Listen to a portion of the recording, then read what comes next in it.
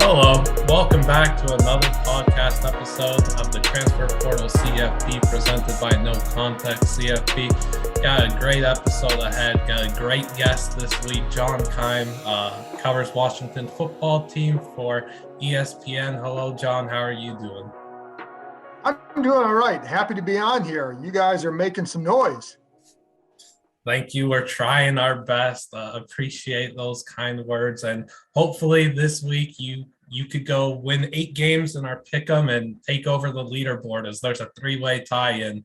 We're looking for someone to get sole possession. Hopefully it could be you.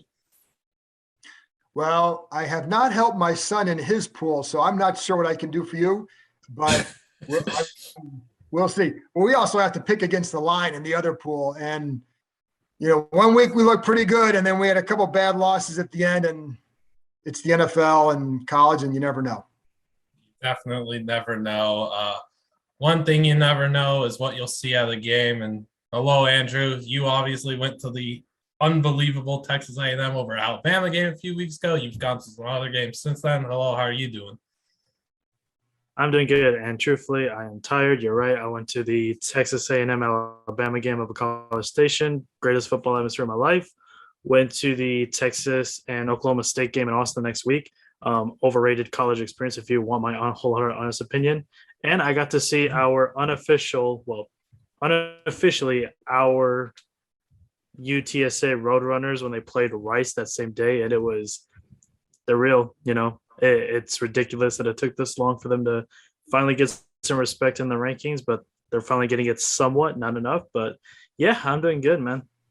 Yeah, UTSA, the unofficial college football team of the Transfer Portal CFB. We've loved them all year. I think it was a clean sweep in our preseason predictions for the Conference USA Conference champion, and we all went with the road. I didn't pick them. You didn't? Oh, you had WKU, right? I went UAB, bro. Oh, you went UAB? I went UAB. Conference USA is the one conference I know nothing about. I played it safe. I played it safe with UAB, but I don't have anything against Roadrunners. So you should. It's better than the Washington playoff pick. Yeah, that was a mistake on my behalf. I don't know what happened there, but hello, Doug. How are you doing? Obviously, got to introduce yourself a bit there, but how are you doing? What are you looking forward to this weekend? Cocktail party, baby. Got some demons exercise against Florida. It's also Maryland's homecoming, but we stink and Indiana also stinks. So it should be a nice, fun one at noon. So probably swing by there, game ends or somebody gets blown out early, go to a local bar, watch a cocktail party, and then nightcap. So should be a good one. Yeah, hopefully Georgia gets that done. Obviously, that defense is otherworldly, and we'll get into that a little later as we pick our games, but kind of wanted to start out with just asking John, since you're the Washington football team correspondent, you got into reporting. Some of us kind of want to do that. How did you get into reporting, and then what was your journey like getting to where you are now? Boy, okay, well, how I got into it is like everybody else who gets in this, you love sports. And it started with that.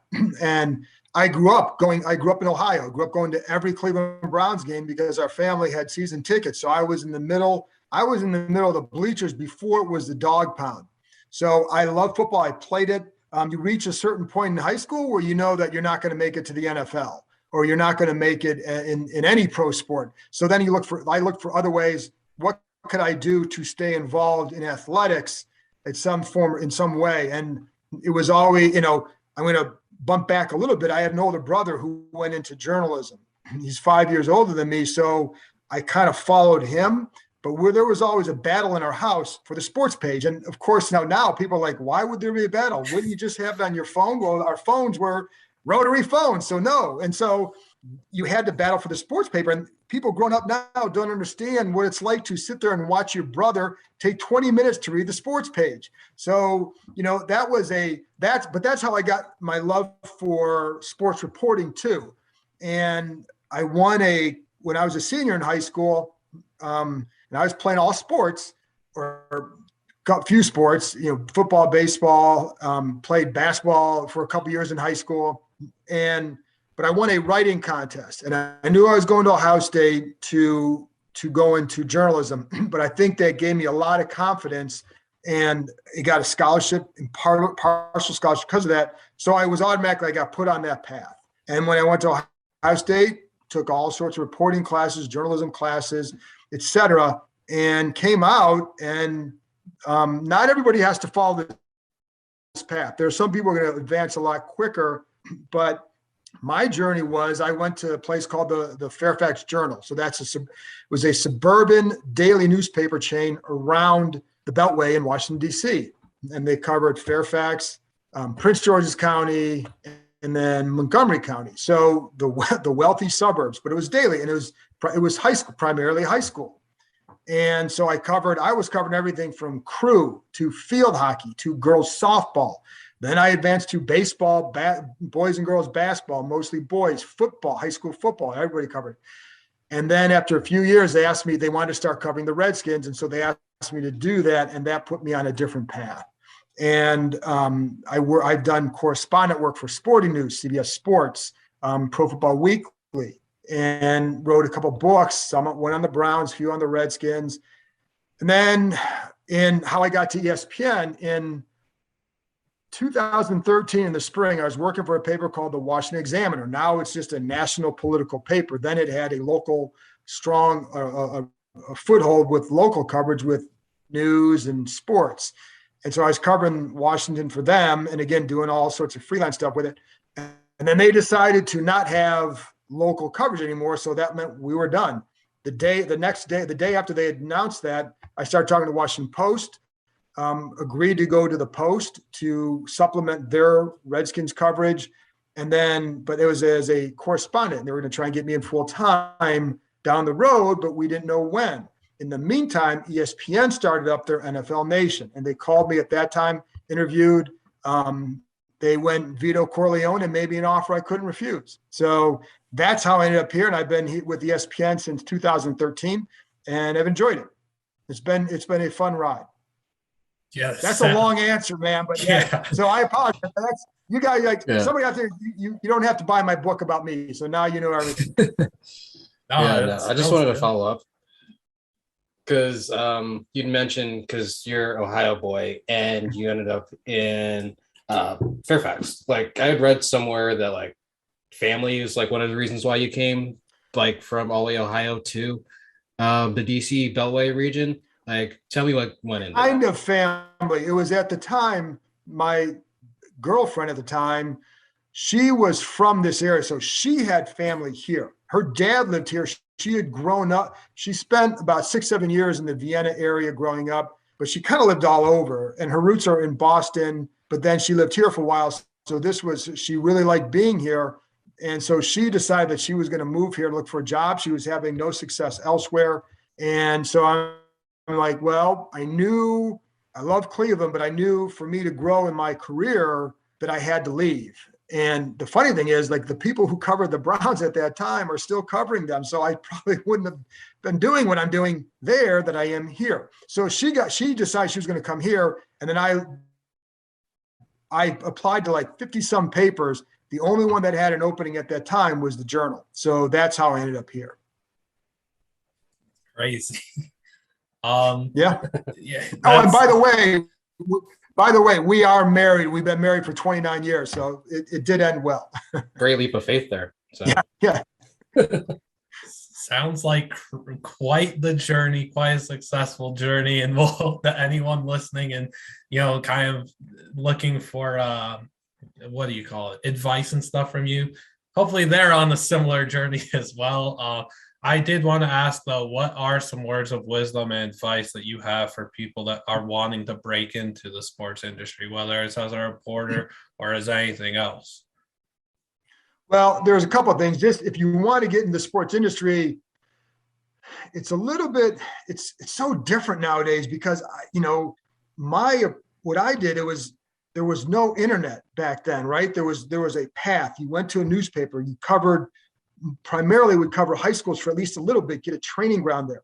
But I would tell anybody who wants to get into it, find a way to learn to be a reporter, whether it's on your student paper in college, whether you can get an internship somewhere else, but be a reporter.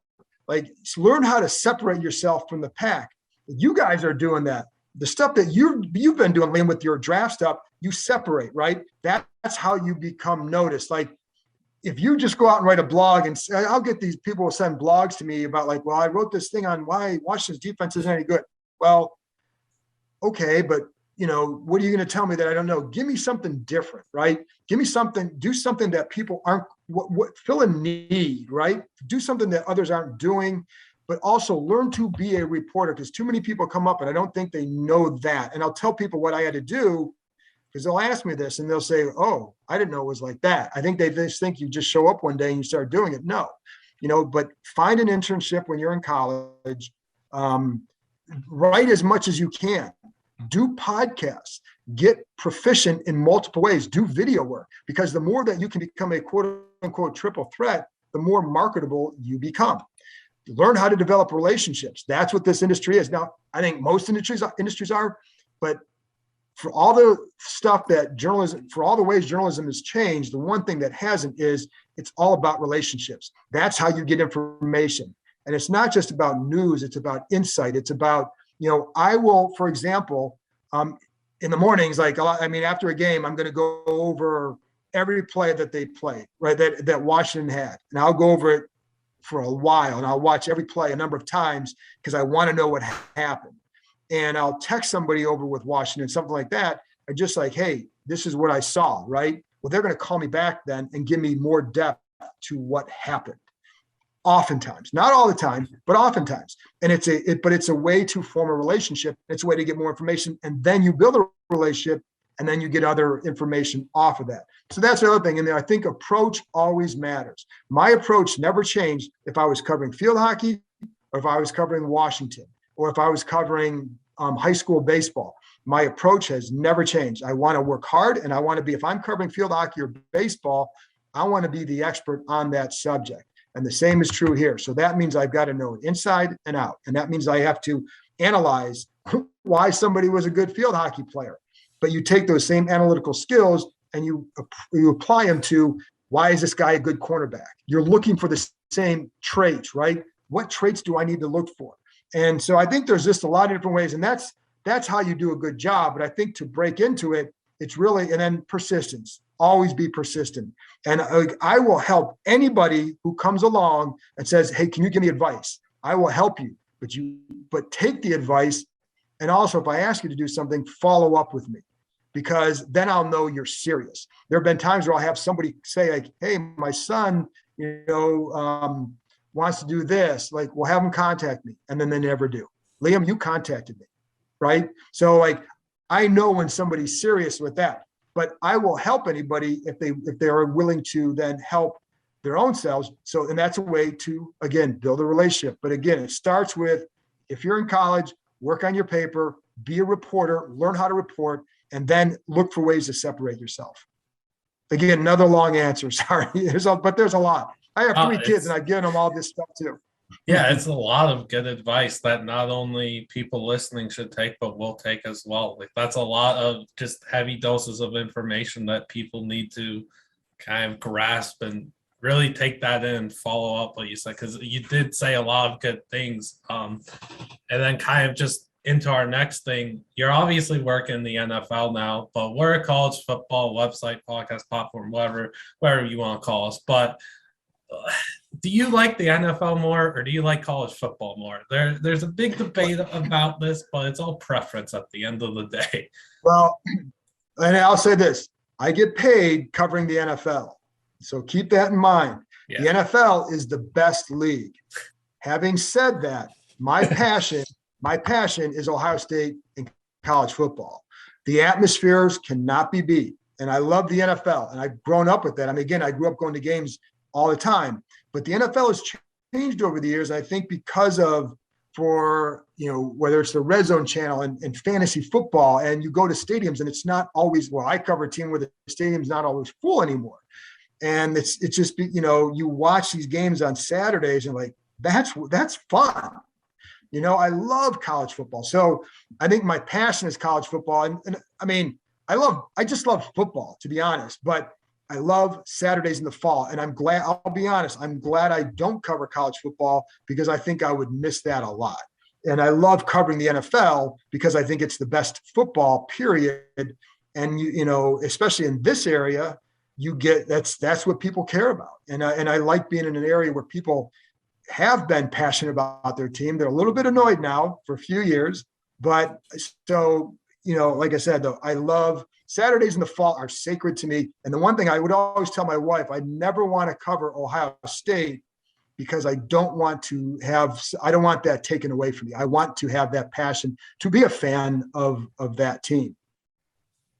Another great answer from you. You spoke about being in the DMV area shortly there. Doug, you're from out there. You know what it's like to attend Maryland college football games. Do you prefer the NFL? Do you prefer CFB? What is it and why? So I've had bad experiences with both. So we lost to Bowling Green at one time where I attended, which was fun. Another time lost to West Virginia on the game-winning field goal. Almost all the Big Ten blowouts each and every year. Lost to Rutgers on Thanksgiving. It's painful.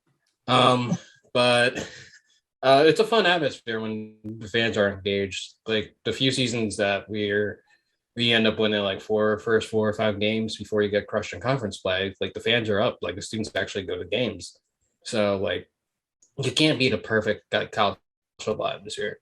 Granted, I experienced it like 3 times total because of how futile this program is, but can't really beat that. Counterpoint, I can sit through an entire NFL game, even if it's a blowout, just because like I've invested in it and the tickets are much more expensive. So I kind of have to stay from a pride standpoint. But college on a good day, the best in the world. Big facts. Andrew, you've gone to so many games this year and you're going to so many more. Do you prefer college football to the NFL? It's a tough question here because I remember one time when I was in high school, somebody asked me, being from Wisconsin, I'm a Packers fan and a Wisconsin Badgers fan.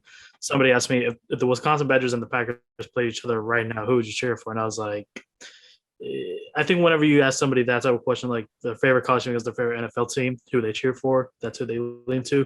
It's so different because the culture is so much different. I mean, I've been to Lambeau Field twice, and be honest with you, every time I go to Lambeau Field, it makes me to never want to go to any other stadium. It makes me experience never another NFL atmosphere. Sadly, I've never been to Camp Randall. I'm going to my first Camp Randall game in a couple weeks now, so I'm looking forward to that. It's just all so different. Every facet, there's things about the NFL that I can appreciate. At least when you watch the NFL, you know it's the best quality of the best quality. That's no debate. When it comes to college football, I feel like college football has the best. It has the best fan culture. It has the best territorial pride. That's what I really like about it. That's what I noticed huge when I went to A&M, when I went to Texas and Austin. It's more about your territory. It's so much more on that. If you really had to pick me which one I enjoy more as a whole, I'll think I enjoy college football more as an entire culture over the NFL. Whereas with the NFL, I truthfully only really care about my team and how they do and who they're facing down the road. I truthfully couldn't really care less about what goes on in the AFC East anymore. But whereas with college football, I'm intrigued with what's going on in the SEC. I'm intrigued with what's going on here in the AAC. I think whenever I just look at the grand scape of things, college football just wins it. Yeah. And if I can add one more thing too to what Andrew said, Lambeau is a college atmosphere, and having just been there this week, it is as much a college atmosphere. So that is a great, great, great place to go. And if anybody listening, get there at least once in a lifetime, because for a pro stadium, you can't beat that. And I love going to games there. When Washington has to play there, it's an awesome experience. Yeah, Lambeau's definitely like probably the only NFL team, organization, whatever it be, that has that college atmosphere, that type of thing going. So it's good for the Packers and Lambeau right there. I mean, for me, it's obviously college football. With the NFL, I seriously just care more about my fantasy teams. I couldn't envision ever going to an NFL game and missing all the other action that's happening. which is kind of the same with college football because I don't want to miss stuff from other places, but just college football games are so much better to experience. When you get an experience like I was at the Texas A&M UCLA game where we came back from 34, like that, you get that in college football. The odds that you're going to see that and witness that in the NFL are so slim. Just this past weekend, there were the Texans Cardinals, like, why would you ever want to go that when you go to Penn State, Illinois, and see Illinois win for no reason? In college football, there's just so much more parity, and every team legit has a chance to win on any Saturday or Tuesday because, you know, people like playing on Tuesday too out here in college football. But there's just so much more opportunity to see something amazing happen than there is in the NFL, in my opinion. So I think that helps college football a lot. I do want to add one small thing. Whenever you hear people talk about like the atmospheres between like NFL and college football, when it comes to college football, people say you have to experience a game at Happy Valley for Penn State. You have to experience a game at Kyle Field at A&M. You have to experience a game in, let's say, Camp Randall. You know, I hear people say that about Wisconsin. People can go on and on. They could probably list about 5 to 10 college sites that say like you have to experience a game here in this city, in this campus. Whereas with the NFL, I don't really hear it that much. I don't really hear I have to experience a game at Foxborough. I don't have to.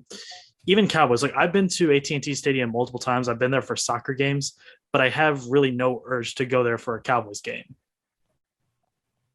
Yeah, Kansas City is the other stadium where I think people would enjoy, probably because the tailgating is more like a college atmosphere. So I think that was another place that's probably one of the few other places that I would compare to a college type atmosphere. But otherwise, you know, it's different. And there's just more money involved with it. And the funny thing is though, and there are some Saturdays where the matchups are all terrible and you're watching, like, I'm sure Doug would agree, Maryland didn't have a shot against Ohio State. No chance. And there's a huge gap in some of those games when you're playing those top teams. You know, there is that gap. But it's like I said, for me, it's always the atmosphere is just awesome. And again, to me, I'm protective of that and my passion there. But the NFL is the best, and I love the NFL playoffs, and partly because the time of the year, you may get some snow with it, at least where we're at. And, you know, you grill out a little bit, you got games on. And, you know, other reporters might be covering those games. I cover Washington, so I usually don't. So, you know, but yeah, so it's an interesting discussion.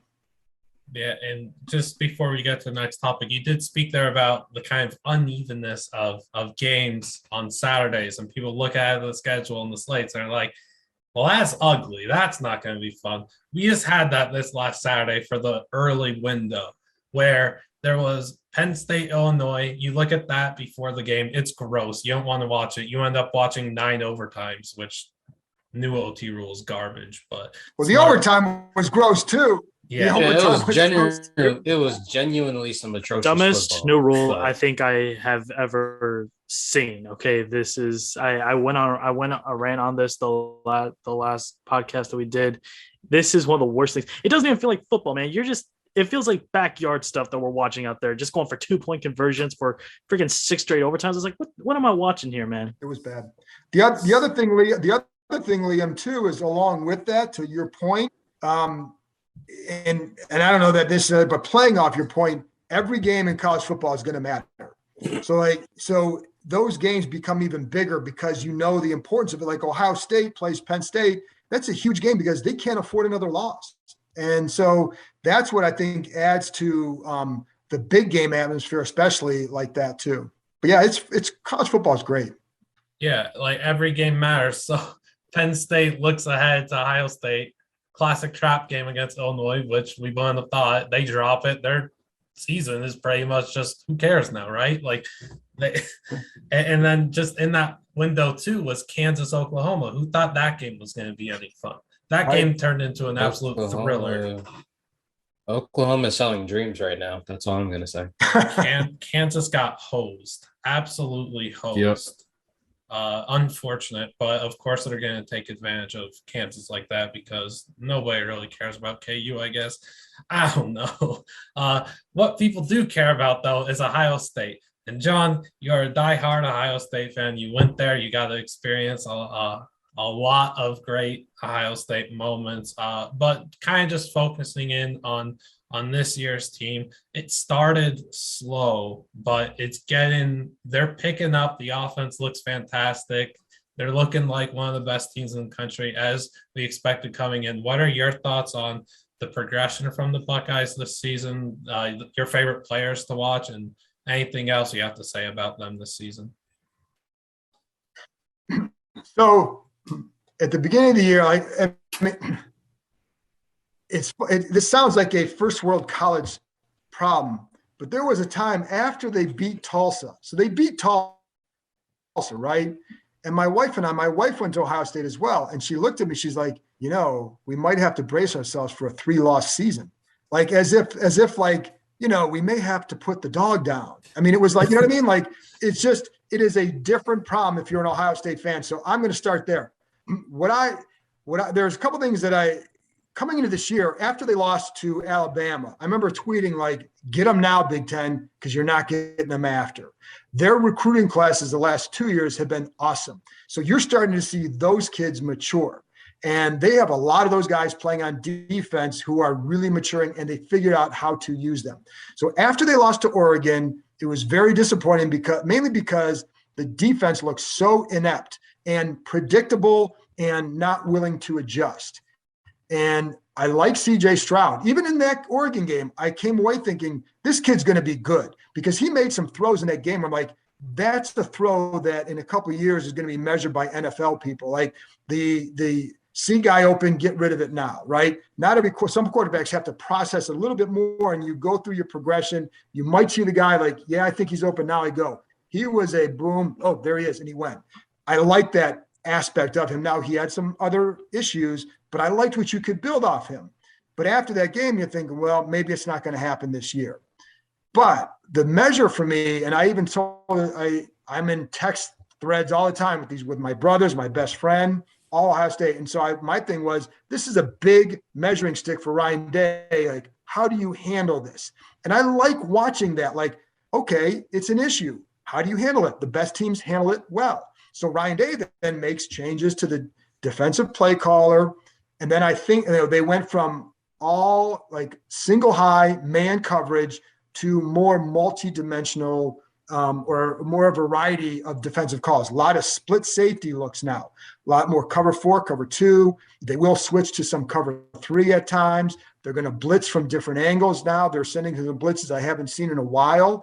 Their defensive front is playing better, but the freshmen are maturing. So here's some names like for people listening, like in a couple of years, defensive lineman Talik Williams, you're going to know that name big time. He's already playing well as a backup defensive tackle, but he is 330 pounds and quick. So and Liam, you know this guy already, I know, right? But so he's one of them. Corner Denzel Burke, another true freshman. So these are some true freshmen. That Cody Simon is their best linebacker. He is he's a red shirt. I think he's a red shirt sophomore, I think it is, a red shirt freshman. But again, another young guy playing. They needed to mature. So there's a lot of youth on that front. They have the defensive end, Sawyer, JT Tuamalu. I always botch his name. Really good young ends, but in again a year or two, I think they could be special. So that's why I thought like after that point that they would get to a certain point because the talent is there, but you didn't know how fast. Now I will say defensively, you still got to measure them against some better offenses. Maryland, they were banged up there, and Rutgers doesn't have a good offense. And in Indiana couldn't threaten them at all with that offense. So I think there's still tests that you have to say, are they really that good? All right. So there's still some things there. Offensively, that is an awesome, awesome attack that they have. And it's going to be really hard to stop it. And I know right now there's like this collision course with Georgia. There's a lot of time left. Like they don't have room for a slip up, but that offense is really good because you're talking about the best receiving target in the country coming in was Julian Fleming coming out of high school. He can't get on the field here because you have Garrett Wilson, Chris Olave, They have another redshirt freshman, and Jigba, Jackson Smith and Jigba. He's dynamic. He's like the third best receiver. Emeka Mbuga is a young kid who is a stud. I mean, he's a freshman. He is a stud, and he is like, in the next couple of weeks, he'll return a kick for a touchdown. It's just he's going to do that, but he's going to make plays as a receiver. Marvin Harrison Jr. is a backup receiver. He is another freshman. C.J. Stroud, redshirt freshman. So like they have, and Travion Henderson is a running back. Like, is he the best running back in the country right now, or the kid from Texas? It'll be a debate. So, I'm a little bit fired up about it because the talent, the offensive line before the season, what you heard from Ohio State was this is the best line depth they've had in a long time, maybe ever. All right. And like, so they have all these parts that you knew would get there. It was just a matter of when. I don't know that there's a defense in the Big Ten that can stop them. I think the only way you get to them is if you're able to pressure Stroud and put him in a situation where now he's got to face constant pressure. Nobody's done that yet. And to me, you can't, like, that's how you're measured as a quarterback. How are you under pressure? But they have all sorts of ways to beat you. And even against Maryland loaded up to stop Travion Henderson in that game.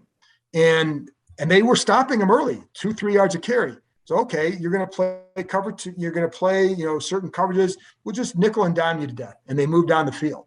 Then they started spreading the field, and then they started running. So then it's like, what do you do? You couldn't stop it. They couldn't stop anything. And, but the point is, like, they can change, and like Ryan Day changes within games. And that's another thing I like. So they have a lot going for them. I think they'll come out of here from the Big Ten, but when you have all this young talent, will they have a slip up? That's what I don't know. I think in the big games, I think they'll be okay, because I think, that's where you're going to get excited play. They also play Nebraska, Purdue. They still have those two teams left. Those are those the trap games where young guys might think like, okay, we just beat Penn State. We got Michigan coming up, or Michigan State, whatever, right? That would be the fear, is how do you handle that from a maturity level? But if they don't do it this year, they're going to do it soon, because that is a loaded roster. Yeah. Are you essentially saying that the Big Ten teams should be scared to death for like the next 3 years? Yes, I am. Okay, great. That's great news. Great news. I mean, I'm telling you, like, look, Julian Fleming was a top recruit at receiver. He is their sixth receiver. They have like Jeremy Ruckert is a tight end who is going to go to the NFL and probably be better in the NFL as a receiver than he is in college, because he'll get more chances. You're not going to get chances here with the receiving talent you have. Cade Stover is a sophomore who would just slip in and replace him all right. So, like, their offensive line will be interesting the next couple of years, but they've recruited better there. And again, Ohio State's second and third quarterbacks are probably better than anybody else's in the Big Ten who is starting. I think you may fourth. I'd say I feel like Quinn Ewers. I feel like he could go. Yeah, and Quinn Ewers. And I mean, you look at like what Penn State put in after Clifford got hurt. It was tragic. Kind of embarrassing, unreal. Yes, Wisconsin. Graham Mertz, I thought he would be better. I think he had that first game last year. I was like, oh, maybe they got a quarterback, and then, Michigan. I saw him in the All-American game in San Antonio. I saw it live. I saw him throw 5 touchdown passes, which is almost unheard of in an All-Star game like that. And it's like, we finally got a quarterback, and it's like, now I'm like, damn. Well, I think the one to watch is I think it's Drew Allar, who is going to Penn State. He is an Ohio kid. He didn't go to Ohio State because I don't know where there's room for him, but he's going to Penn State, which will be interesting to watch, because he is a big time quarterback recruit. And so that's going to help Penn State in the next couple of years. And I think Michigan got a guy last year who's supposed to be very good. The quarterback they have now, more of, I always hate the game manager label type, because every quarterback's got to manage a game, but with him is he's not going to beat you down the field. He's not going to beat you with his arm. He'll beat you and try to just like orchestrate and whatever and get you through the game. But he's not a dynamic player. And I think to beat this team in the next couple of years, you're going to need a quarterback who can hurt them. And that's what, with this defense, where I still think the question is how, they've been better statistically. I see really good traits developing. But until you face a good offense, it's really hard to really know. And I kind of wish Maryland had been healthier. They had some guys that like at receiver that you're like, okay, that would be interesting for the first half, right? Mm-hmm. And give them a test. Give them a test. Are you getting up big plays or not? Yeah. So that's what I have to watch. But offensively, especially if Stroud continues to develop this way, then it's going to be really hard the next couple of years. And then after him, then it'll be Quinn Ewers or is it McCord or is it Jack Miller? I mean, those guys all have pretty good level of talent. That's why I like college football so much. Is that the team I root for has all this. I mean, but nothing is guaranteed. I mean, I've seen really good teams there lose, but they have a lot going for them. And I think Ryan Day is a really good coach. Yeah, I think he's better than Urban Meyer was there. Yeah, I just want to follow up on that. Funny enough that you mentioned. So, like, you've been an Ohio State fan forever. Like, who is your like favorite overall coach, and like, what's like your best memory? I'm assuming everybody like loves like 02 because Tressel Ball, even though it was pretty awful to watch offensively, but Maurice Claret was a god. But yeah, I think that year was very special because there were so many games that came down late. And a lot of it depended with Maurice Claret. Did he play or did he not? He was hurt a lot that year. When he was in the game, you weren't going to beat him. When he wasn't in the game, you had a chance. Like there was a game at Purdue where they win on a late touchdown. There's a fourth down pass, like 25 yards, 30 yards, something like that for a touchdown in the last minute. And it was a fourth down call. But that may have been the biggest play of that season. So that was a game where you're sitting there thinking, well, I guess the magic ran out. And then they win. And I was at the Michigan game that year where they won, was it 14-9? And Michigan drives down late, and then Will Allen picks one off in the end zone to clinch it. And the amount of hugs I got at that moment was fantastic. So that is an all-time memory. And then watching them finally win the title was I went to an Ohio State bar with my wife in Washington, D.C., and there were probably about 500,000 people, 500 or 1,000 people there, Ohio State fans and 4 Miami fans. And watching them win that game that was a great memory. And I mean, I went there, and so like your favorite player growing up, if you're in Ohio, was always Archie Griffin. I mean, my dog's name is Archie. And Archie is such a classy guy and representative for that university that it's hard not to view him in that way. Your favorite coach. I mean, I really like Ryan Day, and I don't know if I grew up in the Woody Hayes era, and I know how he was. I know how it ended. I saw how it ended. But I think I will say that I think because of what he meant was Jim Tressel brought something back there. When John Cooper was there, Cooper was a good coach, but he always fell short. And there were years where they were really good, and you're like, they had teams that were just fantastic. And like, I don't know how they lost to Michigan. I don't know how they lost to Michigan State. Yeah, that's exactly the team. Absolutely. That team, that year, that was the Michigan State game.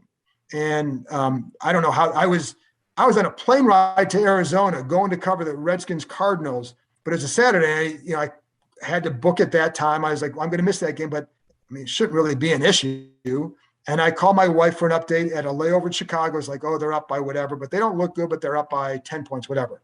And I get off the plane, I get a call. So she just said they lost, and I hung up. And because that was like thinking like that is a team that could win everything because they were that good. So that's why I say like for everything I said about Ohio State, I've seen the opposite. I've seen the get to this certain point and you don't do it. But that's why Jim Tressel mattered so much. And so he restored something there. And the first year, like he gets on the mic when he gets introduced as a coach, and he's in the basketball arena saying, "You're going to be proud. You'll be proud of us today. You'll be proud of us in 365 days when we beat Michigan." And my God, they went up and beat them. And this is funny. So we're watching that game at my brother's house, and you could just tell after the game got going, like, oh my God, they got a chance. So there was one play, they had a touchdown late, and I went up and I jumped and threw my fist in the air, and I knocked his the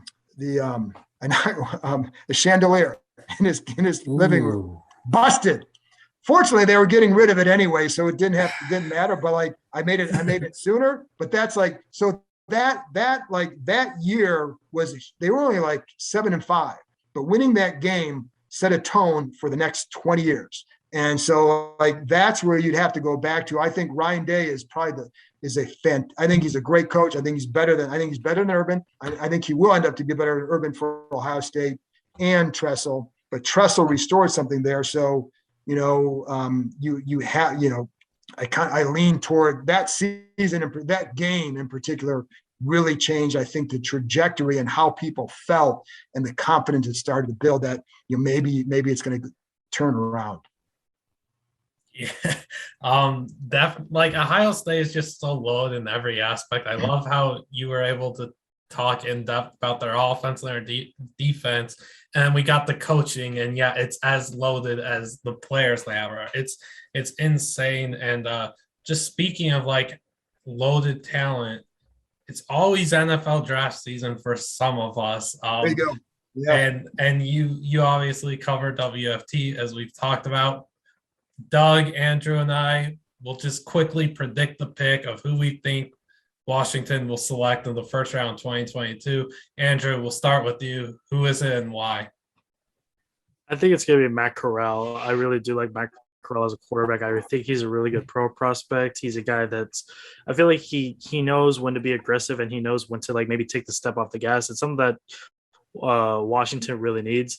I went with quarterback because, I obviously saw the Packers and WFT get this past weekend, and they need to get a quarterback that knows how to properly dive across the goal line. I mean, that's just the start of it. But in all honesty, I think Matt Corral, I think he's a really good pro prospect. Depending on how the rest of the season goes, well, obviously it depends on the draft stock, and we'll just see how aggressive the Washington football team go the rest of the season. It's kind of really disappointing. And it's not even just Taylor Heineke. I just don't understand how they have that much talent on defense, and they're second worst in the NFL right now. It's just astonishing to me. So maybe they might go somewhere around like the linebacker spot, but I think I'm going to go with Matt Corral. I just think quarterback is the best need, and it's probably where they need the biggest boost right now. Speaking to the Heineke dive there, I'll say this: Matt wouldn't dive; he would just straight up truck the guy in front of him and put that defender on his back and celebrate a touchdown. I saw or the way that he was yes, I was about to say, if you want to know just how aggressive he is on the ground with Matt Corral, just play back the Louisville game, and you'll have every answer right there. Yeah, we'll go to you, Doug. Who do you think Washington football team will select? Gun to my head, lazy pick. It's also going to be a quarterback. I'm going to go Carson Strong. Being in this region pretty much most of my lifetime, born in Philly. So sorry about that, John. So haven't seen all the quarterbacks that Washington's drafted. They've hit on absolutely one of them, but now he's in Minnesota. So they need to hit. Heineke's a decent stopgap. Fitzpatrick was always going to be stopgap. That's what Fitzpatrick's role is. But I mean, not sure whether they'll go completely down that well, considering how the Haskins tenure pretty much ended, getting another quarterback so soon. But we've seen it happen before, where teams draft a quarterback pretty quick with Rosen and Kyler the next year. That if you get the right quarterback, Ron's been pretty good for the team so far. Get the right quarterback, get a good coach, can bounce back, and next thing you know, you might have MVP somewhere. So Carson Strong is the one quarterback prospect I actually haven't soured on this entire season, because practically every other quarterback I've looked at so far has not been good. So he's the only one I haven't soured on. So Washington probably should draft him before they watch any more game tape and sour on him as well. I tweeted out the other day that Carson Strong will win a Super Bowl one day. So if Washington football team selects him, congrats. They've got a Super Bowl as long as he's never mind. Scratch that. No. Don't go to Washington. Carson is special. And I actually went quarterback. Oh no, he's special, but don't go to Washington. Yeah, I got what you're saying. But I went quarterback too. I didn't go with my guy, Carson Strong. Went with Andrew's pick. I went with Matt Corral. Our other draft expert, named Andrew Wilson in his mock draft earlier this month. He put Corral 13th to Washington football team. Right now, they're projected 8th, but I'm going with Corral as well. I think they also need O-line help, but you just need a QB so bad, and you need one that's going to be able to change the culture and the offensive like identity and everything. And I think Corral could bring that. In addition, like we just spoke about, he would truck a guy anywhere on the field. His toughness, his fire, his passion for the game. That's what they need is this emotional quarterback that could sling the ball all over the field. And he's just that swagger is what Washington needs too. He has good grit, throws a beautiful deep ball. He'll elevate the receiving corps. Him and Terry McLaurin would be a phenomenal duo. And I think Washington football team needs to re-identify. And I think you start with Matt Corral and you start getting back in the correct direction of, vying for a playoff spot. And I think you do that with Matt Corral. John, what positions do you think Washington would hit? Yeah, and listen, those are guys, like, as I told you earlier, like there's some of the draft stuff. There are not enough people that I've seen to say, but these guys I know because this is the position they need. So I do think quarterback is the object of their intense attention this offseason. We all know that's going to be the case. And I don't know that they're going to be able to trade for a guy because we know there's names that are out there about guys you can trade for. I don't think they're going to be able to pull that off because, like Aaron Rodgers, I don't think that first of all, if the Packers did trade him, would they really trade him to Washington? You automatically make them a contender. Anybody who gets Aaron Rodgers, especially with his defense, with what they can still do on that, you're going to make them a contender. So why would you do that? Send him to the AFC, send him to Denver. Russell Wilson, same thing. And would he want to come here if they got to that point where he does say, I'm done? I think it's going to be hard for them to get a guy like that. So I do think in the draft, they're going to have to look for that guy. And I know that a lot of people don't think this is a great draft for quarterbacks, but that may be about depth. And there may be a guy, if they like Matt Corral, then I think that he'll be the guy because they know they need one. And I agree with you. Like Taylor Heineke is a great story. And if they found him, if he is just a really good backup for them, that is a good thing. You need to have a really good backup. And Liam, you bring up get a guy with swagger. That's what attracts them to Heineke. And if you can get that with a guy who has more talent, then that will even take them further. Because what I've seen this year, like we've seen this year, Justin Herbert, Josh Allen, Patrick Mahomes, Aaron Rodgers, and the difference they make for those teams with some of their throws. Like Justin Herbert made some throws where they had really good coverage and the throw just beat it. Like, what are you going to do? You kind of tip your cap and say, it's Justin Herbert. It's Josh Allen. It's Patrick Mahomes made this crazy play. Aaron Rodgers makes this crazy scramble and gets a ball back to Devontae Adams. Like that's the difference that those guys make. So that's why I do agree that quarterback will be the way they have to go. If they found one in free agency, I think cornerback is also a way I would look. And then I think it depends on, who's there, what position. But I think cornerback would be somewhere I would look. I think you always need help there. I think offensive line, if you wanted to get a tackle, if you don't, or guard, somewhere like that, something inside. But I do think quarterback to me is where they have to go. I just think it'd be hard to sell this fan base in another year of like, hey, here's Teddy Bridgewater this year. Here's, Mitch Trubisky. Ain't going to cut it. They got to get a guy. Yeah, they need to stop messing around with the QB carousel and find their franchise quarterback. I actually like the quarterback class. I'm sorry, one more thing. I haven't seen You do like it? Yeah, I like it. I liked it. Because after last draft, people look ahead, they start talking, and they all started talking down on this class.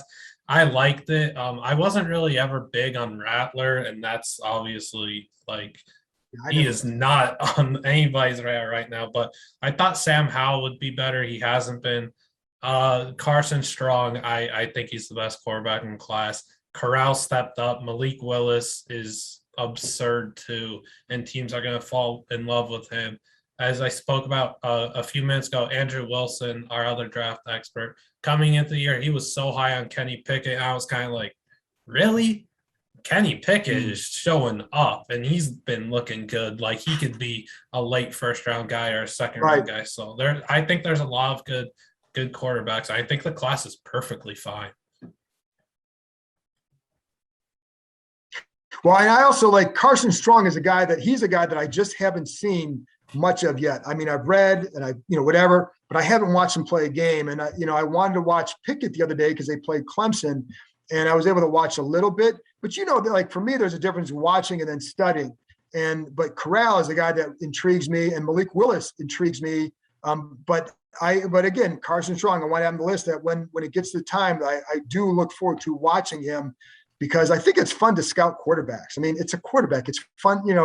It's better than saying, well, they need a guard in the first round. Let's go study the guard class. Like, all right, I mean, I might like that, but are people who listen to my podcast going to like talking about a guard? Well, no, everyone wants to talk about quarterbacks, and they need one. So I do look forward to watching Carson, especially after you guys' endorsement.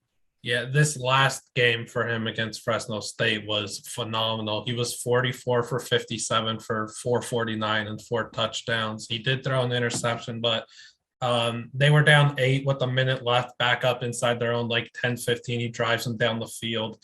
They score a touchdown with 3 seconds left. They don't get the 2. It was a completed pass on the 2, but it was PI and they didn't call. But whatever. Strong on that 1 minute drive going 90 yards was phenomenal. There's a throw he makes to Romeo Doubs on that drive where he threads like double, triple coverage. It's a perfect throw with like 15 seconds left.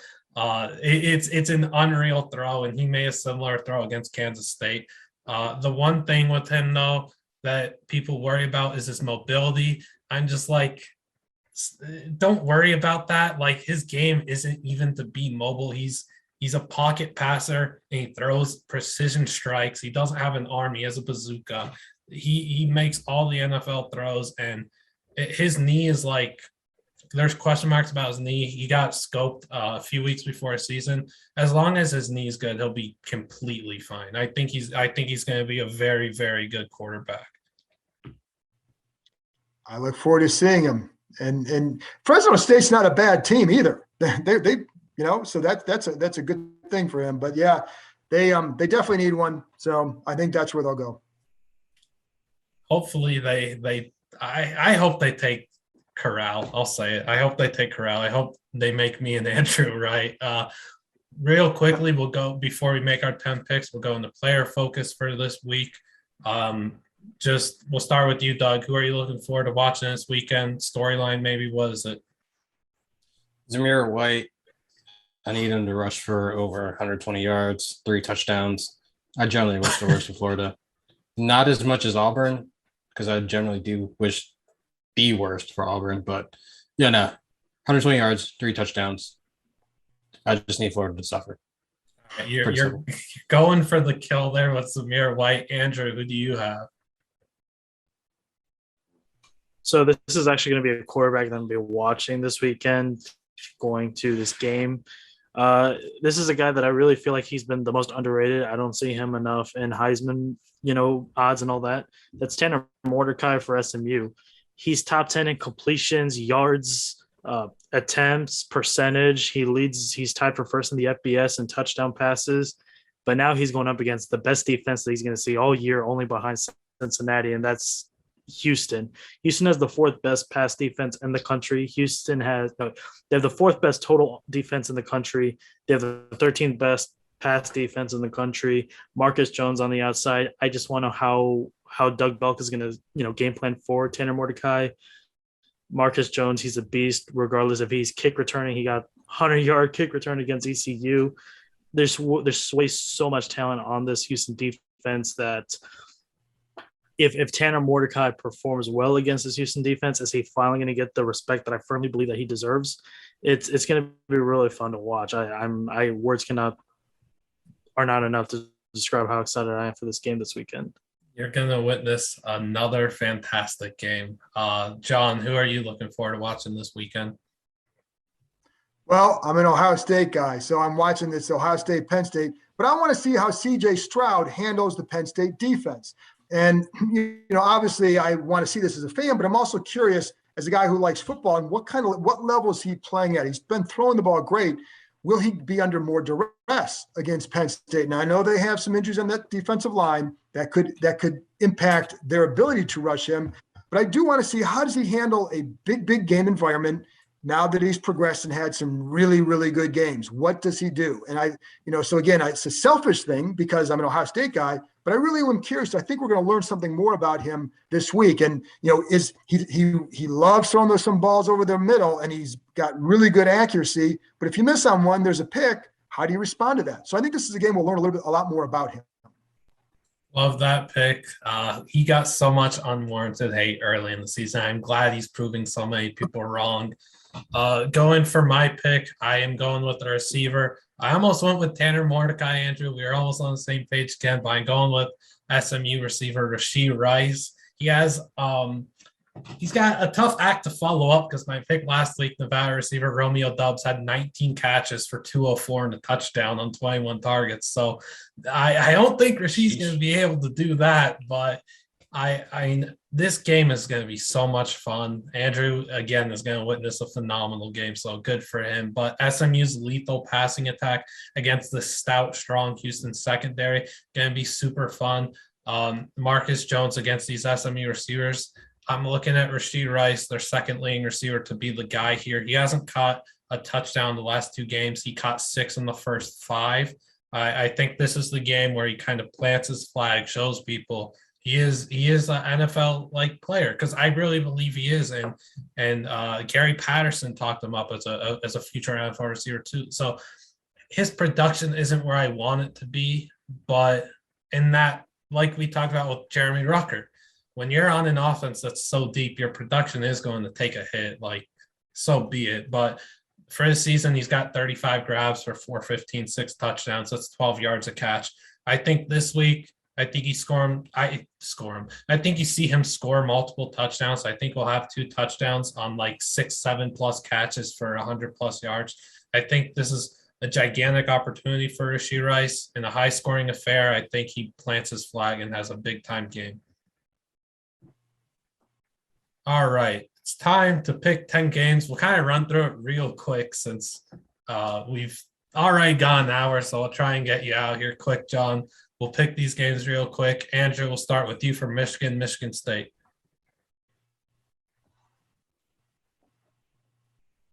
Apologize for the mute. I'm going to go ahead and pick Michigan State. This is in East Lansing. I feel like this is where Michigan State wants Michigan to be. They're one of Jim Harbaugh's bogey. This is one of Jim Harbaugh's bogey teams. I really love Kenneth Walker. I think he's going to have a really good day against this Michigan defense. Michigan State, and they're going to have a huge matchup with Ohio State down the road. Oh, who do you have? I got Sparty. I was actually 95% confident with Michigan before today. Nothing's changed. I just really like Kenneth Walker to second. He's arguably the best running back in the country outside of Bijan and the Georgia backfield, because got to be Homer here. But the one thing about Michigan that did worry me is that they did get gashed versus Nebraska. But at the same time, Michigan has been pretty stout defensively for the most part. So that's the key differentiator. So if Michigan could battle Kenneth Walker, they will win the game, because Michigan State's passing defense, Michigan State's passing offense isn't threatening enough. But at the same time, I do think Kenneth Walker does go off 150, 2 touchdowns, ball game. With that, we'll see if Kenneth does that. John, who do you have in Sparty Wolverines? I was all set to pick Michigan, and I kept thinking, like, I'm on that Walker train too. Even though I disagree with Doug about where he stands in the rankings of running backs, because I think Travion Henderson is better. But that's okay. Doug's allowed to be wrong. Wow. But no, I like Kenneth Walker a lot. I do. And I think Right. I think this is a very much a toss-up game. And I think Michigan overall is better, but they've kind of flirted a little bit with some bad play against Nebraska. teams that I just don't. Nebraska, that was just it was a disappointing, it's disappointing for me, because my son and I actually picked them in a pool, and I went against my ethics and picked a Michigan team with the points, and they cost us. So I'm going to go with Sparty just for that reason. To be fair, Sparty did struggle in Nebraska too. They I don't know why did. Nebraska. Yeah, it's weird. Nebraska's weird. Well, Nebraska was eye-opening how much they moved the ball in Michigan too. And I know having a running quarterback like that helps, but I also felt like they gave up way too much yards against them. Yeah, I'm going with Michigan State too. I think both these teams have had remarkable seasons, and the loser should be proud regardless of the result. But that won't happen. This is a rivalry. This is war. I'll take the Spartans in the war because they win wars. Iowa, Wisconsin's our next game. We'll go first with you, Andrew. Wisconsin guy, what do you have? Shocker. Yeah. So, yeah, I'm going to go ahead and just be honest with you guys. I really liked how Wisconsin's bounced back ever since the loss against Michigan, to be honest with you. And, we got two really good running backs. I'm not going to put them in the same level as Kenneth Walker and Travion and all that. But, I think Braylon Allen, I think he's going to be a huge part of this game. He's a 17-year-old kid, should still be in high school. He's 240 pounds. He's only 5 pounds lighter than Derrick Henry. And he is a freaking wrecking ball as far as I'm concerned. This Iowa defense has been letting up quite a bit. We really saw it against Purdue. If Graham Mertz just does not turn the ball over, which I know is a massive ask, okay, I might as well have better luck, asking my parents for $1 million inheritance. That's what it's like to ask for Graham Mertz to not turn the ball over. But also, this Badger defense is scary. It is, in my opinion, top 3 at worst defense in the country. Leo Chanel is one of the most underrated linebackers in the game right now. He's got he's closing in on 5 sacks in just the last 2 games. He's got 7 tackles for losses in the last 2 games. This Wisconsin defense being in Camp Randall, I really feel like they're going to just have their way with this Iowa offense. It's going to be very close because I really do think it might hit that under 36 mark. I think Wisconsin wins it, but only like 17-14, something like that. Ugly Big Ten football. Not what you see with fun teams like the Buckeyes. John, who do you have in Iowa, Wisconsin? Well, I was going to pick Iowa, but Andrew has me sold, man. Wisconsin sounds like the best team in the country. No, I do I will say this. I can't wait for Jim Leonhard to get a head coaching job somewhere because that guy is a really good defensive coordinator and I want him out of the Big Ten. So I'm tired of that guy. I think he's really good. I'm not sold on Wisconsin's offense. And I don't, when I've watched them this year, they do nothing for me. And so maybe I'm, because I don't want everybody to pick Wisconsin, I'll go with Iowa. And for no reason other than I do like their defense. I never ever was sold on them as being a top 5 team. But I'll just pick them just because. But I love Jim Leonhard as a coordinator. That guy is phenomenal. I just want to say this quick bit on Jim Leonhard. This past offseason, he was offered by the Packers to be the defensive coordinator job. And the reason and the belief in Madison right now is the reason why he did not take that Packers defensive coordinator job is because he's waiting for Paul Chryst to get out the door so he can have that head coaching job himself. Personally, I kind of hope a little bit that it's this year, but you didn't hear that from me. Well, so then you want Iowa to win. So here we go. Yep. But not because they run on that defense. There you go. Doug, who do you have? So this is the one game that I probably will watch, but I would hate to watch because these offenses are not pretty. We saw Spencer Petras try to throw a football against Purdue. To be fair, Purdue's had a lot better defense ever since they fired Bob Diaco. But at the same time, you should not throw 4 picks and 3 of them in the last 3 possessions of a game. They weren't even close. Iowa's offense is atrocious. We've talked about Wisconsin having a good quarterback since Russell Wilson. And before that, probably Jim Sorgi. That's how bad it's been for Wisconsin. I'll go Iowa mainly because I had them as – actually, I have both teams as a New Year's 6 pick, but I trust Iowa more than Wisconsin. There's really no gut feeling. This game kills me inside. So. I also had Iowa as a New Year's Six pick coming into the year, and I don't want that to happen. I don't want to watch this team on in the New Year's Bowl. That does not need to happen. So Wisconsin, put an end to that, please. I'll take Wisconsin 17-13. A few weeks ago, this is the game I was kind of eyeing as a trap for Iowa to lose as a top-ranked team, and then they lost to Purdue. Congrats, you'll still lose to Wisconsin. That offense is too anemic. Tyler Linderbaum is such a freak though. So if somebody needs a center in the NFL, draft this guy in the first round. He's an absolute stud. We've talked about running backs the last few minutes here with Travion, Kenneth Walker, Texas Baylor. Bijan's playing. John, who do you have in this Texas shootout?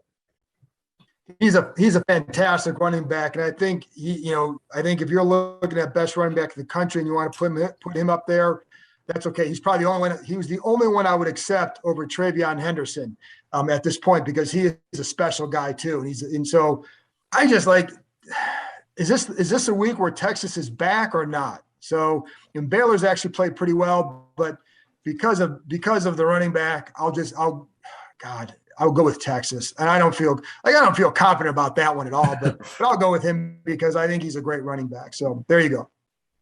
Doug, what about you?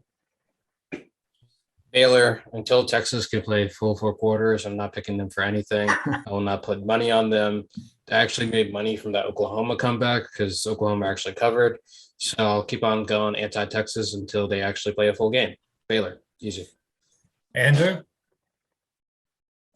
I saw Texas play about a week and a half ago now against Oklahoma State.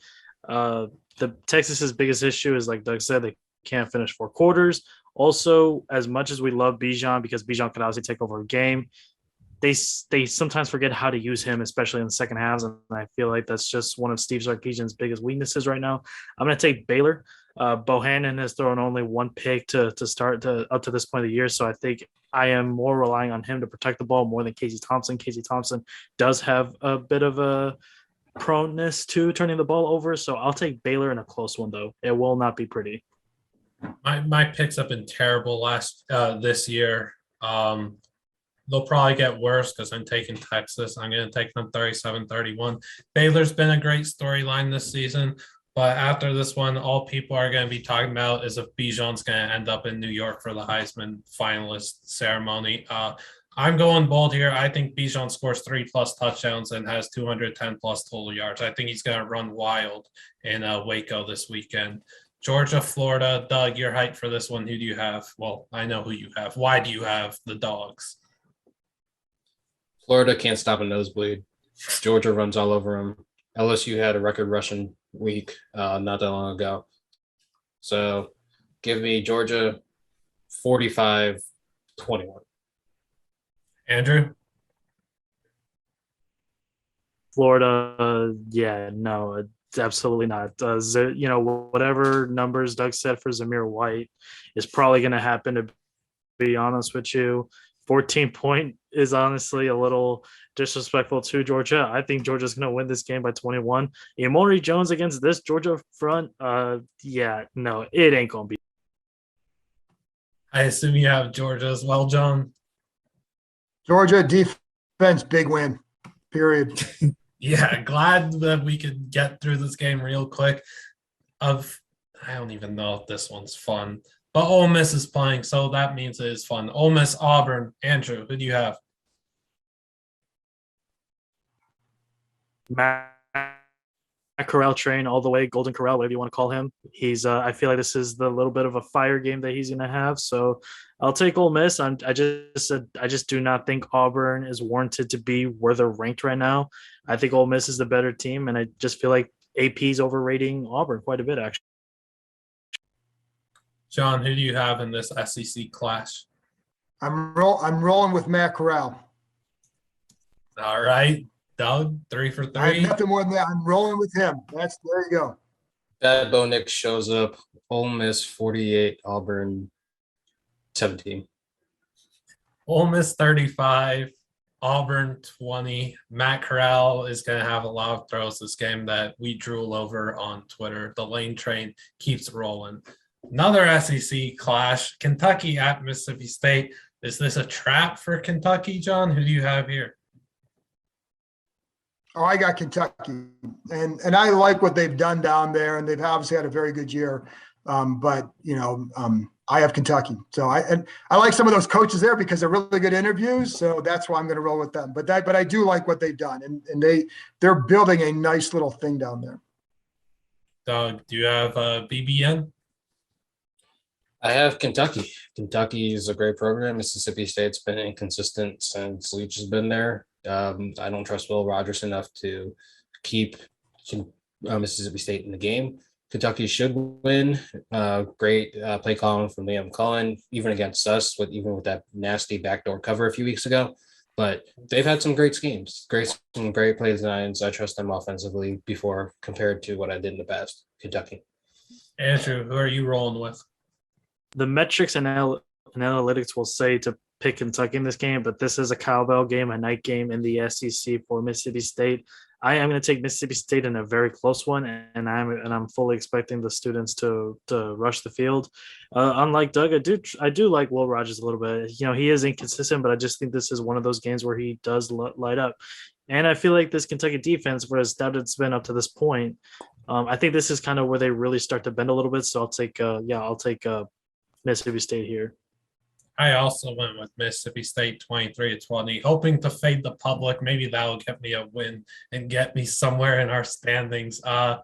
Mike Leach, have me and Andrews back here go win this game and then celebrate with some Halloween candy on the 30th. Yeah, that was a crazy interview. Now, time for the actual game of the week. Andrew, you're going there. SMU at Houston. Heck of a game. Doug, who do you have in this Texas shootout? Give me the Mustangs. I do think that Dana probably has his eye. The only reason why I'm just saying this is because Texas Tech fired Matt Wells, and Dana probably might have his eye on the Texas Tech job. Even though Houston's been great, I do think SMU, Sonny Dykes is a lifer at SMU. It's just totally a coaching matchup in terms of talent. I think they're fairly even though I do think Houston has a better defense. But I do think SMU can win in shootout. Who do you have, John? All right, well, this is not a game I know a ton about because it's not on my radar necessarily, but I loved the Pony Express when I was growing up. And I've always kind of, after the death penalty, I've always kind of wanted SMU to get back to a certain point. So I'm picking them for that reason. Andrew, who do you have? You're going to be at the game. Who do you have? The UH fight song, one among the first verses, when the going gets so rough and tough, we never worry because we got the stuff. We're going to have the stuff this Saturday night. We're going to beat SMU. We're going to lock down Rasheed Rice. We're going to lock down Robertson. Okay, maybe not lockdown, but I really do feel like this is a really good Houston defense that's going to create turnovers. I think we'll get a couple picks off of Mordecai.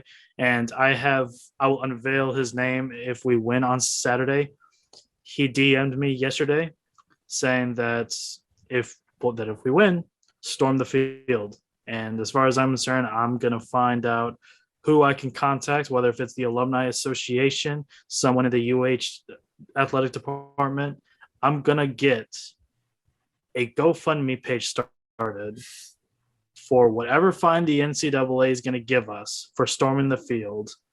I am sure I can get a couple people out of the 40,000 plus that can fit in that stadium. I'm sure at least a few of them will put in quite a few will put in at least $2 to cover whatever fine they're going to give us. Okay. I'm going to work something out. We're going to beat SMU. We're going to storm the field like we beat Louisville in 2016. Does the AAC fine because it's conference by conference? Because I know that SEC fines, but I don't think other conferences do. If they do, you know what? Screw it. We're going to get something started. I'm going with SMU. Sorry, Andrew. I'm going with SMU 48-44. I think it's going to be an insanely good game. I can't wait. Unfortunate that there's some other really good games in that time slot, but this will have my full attention. Tanner Mordecai, this dominant SMU passing attack. I think they lead SMU to another W in the win column. And this is the first of a brutal 4-game stretch that SMU has. Their 4 toughest tests of the year, back to back to back to back. Let's see if they could do it and if they could get into that Cincy game as an undefeated team and look to spoil Cincy's season. Now, Penn State, Ohio State. John, we'll go straight to you for this one. Well, I think you know where I'm going. And listen, the fact that Clifford isn't playing does not look healthy for Penn State is an issue. And I think if their D-line is banged up still, I know they've already lost one of their starters along their front. They had a couple guys get hurt against Illinois. That would be a big problem for them as well. I don't see Penn State having the firepower to stay with Ohio State. I think the line is 18. And I would say, I'm going to say they're going to cover. But what I've also learned in this series is when you think that it's going to be a blowout, it often isn't. But I still think Ohio State is still going to be tough to control in this game, and especially if Penn State cannot threaten them with Clifford in that offense. What do you got, Doug? Give me Ohio State. That Penn State's offense, ever since Clifford has been unhealthy, has been atrocious. I really do not want to watch them play this Saturday, but I'll do it in honor of John. Andrew.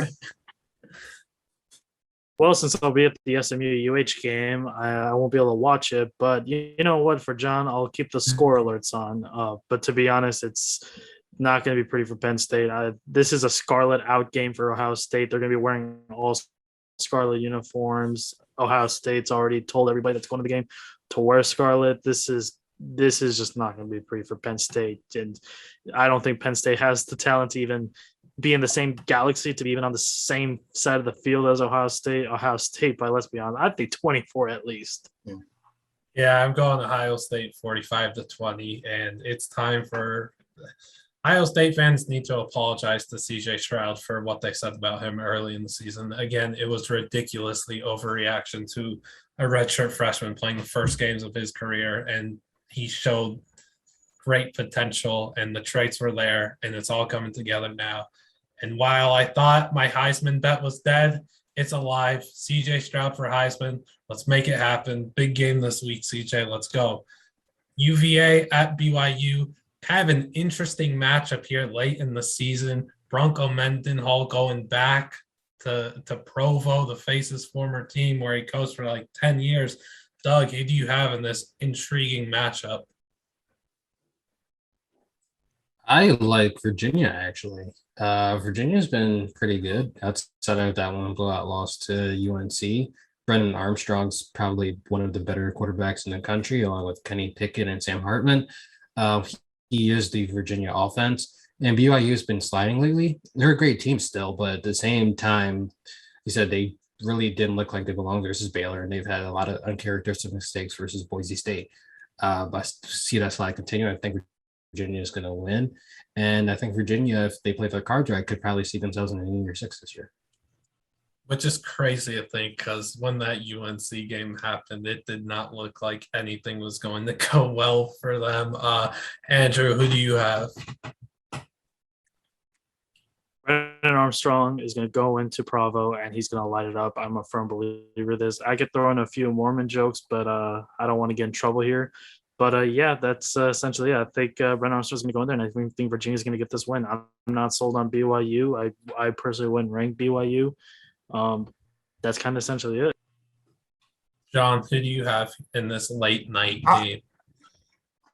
I'm going to echo what these guys said. I like Virginia for the same reasons because of Armstrong, and I'm not sold on BYU either. So I'm rolling with UVA. My picks are going to stink. I have BYU 38-34. They've struggled these last 3 weeks, even though they got the win at Washington State. It wasn't pretty. Interestingly enough, they have the most wins against Pac-12 teams of anybody this year. They would be atop of the Pac-12 standings. And Brennan Armstrong is phenomenal to watch, but he was more fun to watch when he was wearing number 36, not number 5. Super fun lefty quarterback, though, but please bring back 36, Brennan. And Jaron Hall, too. Like, that's a fun quarterback matchup, Jaron Hall and Brendan Armstrong late night. That'll be a really fun game. And another fun game, our poll has both teams ranked in the top 25. I think we have them 22 and 24. Fresno State and San Diego State. Doug, you're high on San Diego State, if I'm not mistaken. Do you have them in this game? I do. Brady Hoke is not a Power 5 level coach, but he can coach the hell out of a G5. San Diego State's done well when he was there the first time. They've done well the second time he was there. They've done well while he was he's done well at Ball State. I think he's had Michigan's last BCS bowl win. Like Brady Hoke, even though he's a character, San Diego State's a good team. They beat Utah. Although Utah, they made the switch from Brewer to Cam Rising, and they've been a totally different team. But they've been pretty well. Like San Diego State's good. Fresno State, I do believe in, but I've been burned by them multiple times. I'm not trying to get burned by them again. Give me San Diego State. We've picked Fresno State games a lot on our podcast. John, who do you have in this Mountain West showdown? I like when I've watched Fresno State. I do like them, but I agree that Brady Hoke's a good coach at that level. I think he showed when he was at Michigan that was not the right spot for him. But I do think he does a nice job as a coach there, and so I'll go with the Aztecs. Andrew, I'm actually going to take Fresno State here. I really like Jay Kaner a lot. This is actually going to be San Diego State's toughest test for the season thus far, even though Air Force is very good. I'll take Fresno State. I just trust Jay Kaner a little bit more on that aspect. They'll win a close one. It'll be a high scoring but very close game. I'm going with Fresno State 31-20. I think we've seen Fresno State play up to their opponents' levels, UCLA, Oregon, and play down to their opponents' levels. Hawaii, the heck happened there? Oh, and Nevada last week, playing up to their opponents' levels. They were so good last week. But I'm going with Fresno State here. I think they just took down the best team in the Mountain West, in my opinion. Nevada, I think they're going to take down the best team in the Mountain West. Consensus is what people think. So back-to-back weeks, I think they're going to take down the Mountain West powers, and they'll be controlling their own destiny the rest of this season if they could, and see if they could keep hold and win the Mountain West division. Geez, talking's tough. That's it though for us. That's all our picks and covered a lot of stuff. So that was really, really good. Thank you, John, for coming on our podcast and helping out, and words of wisdom, a lot of knowledge shared, did a lot of good things. So I know I speak on behalf of Andrew, Doug, and the rest of our team that we really appreciate what you were able to do for us. So thank you. Well, my pleasure. And I enjoyed it. You guys are very knowledgeable, and so it's always fun to talk with people who know what they're talking about. So thanks for having me on. Thank you. No problem. And so if you're this is the end of the episode, so this is where you guys gotta subscribe and hit the like button and follow us everywhere, our Twitters and John's. Oh shoot, yeah. This is what I get for rambling on these. John, can you plug your social media so people could follow that? Sure. It's John on Twitter. It's John_Keim, and that's Keim. On Instagram, it's John Keim ESPN.